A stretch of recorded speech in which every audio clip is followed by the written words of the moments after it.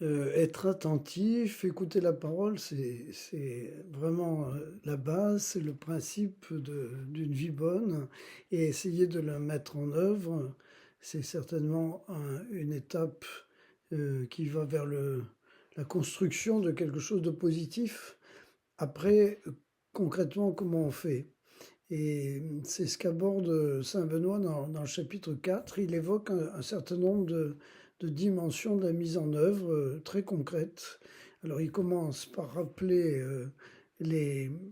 les, les 10 paroles de la loi, les 10 commandements qui sont révélés dans le livre de l'Exode et au Deutéronome, avec tous ces grands axes de la vie humaine qui sont des points limites pour l'organisation de la vie sociale, ne pas tuer, ne pas tromper celui qu'on aime, pouvoir avoir une relation de confiance avec lui, avancer en toute vérité, ne pas voler, ne pas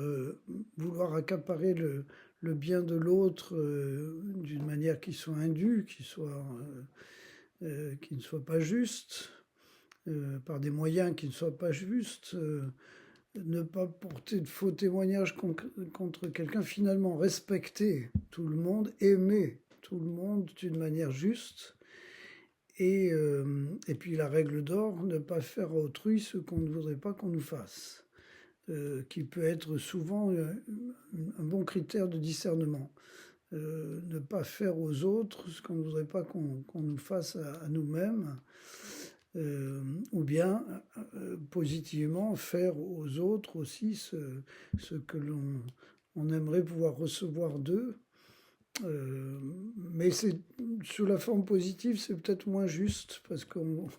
ce moment-là, on pourrait faire aux autres des choses dont ils n'ont pas besoin. Mais ne pas faire à autrui ce qu'on ne voudrait pas qu'on nous fasse, là, c'est une manière de discernement qui est plus juste parce que ça permet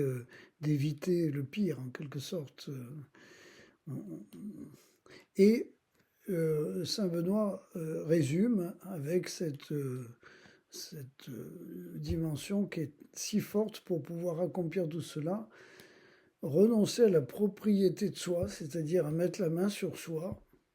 de manière à accomplir tout cela comme le Christ l'a accompli. Et en tenant compte du travail qu'il y a à faire sur son psychisme et sur son corps, dans un bon équilibre, hein. Il y a vraiment un travail d'entraînement, en quelque sorte, à agir ainsi. Et pour ça, on ne va pas se confier dans les simples plaisirs passagers, on ne va pas s'enfermer dans une consommation de nourriture effrayante, on va pouvoir se rendre attentif à ceux qui sont dans le besoin, aux fragiles, aux malades, euh, accompagner aussi les mourants et les deuils, et avoir à cœur de consoler ceux qui sont dans la tristesse, euh,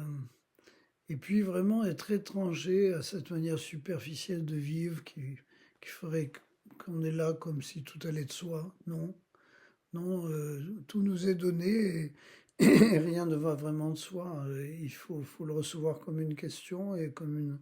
une question dynamique, une question qui entraîne d'autres questions et qui nous permet d'aller au fond de nous-mêmes. Et Saint Benoît termine en disant ne rien préférer à l'amour du Christ. L'amour du Christ étant cet exemple parfait, ce modèle parfait du moteur d'amour qui peut se vivre en la chair qui est la nôtre.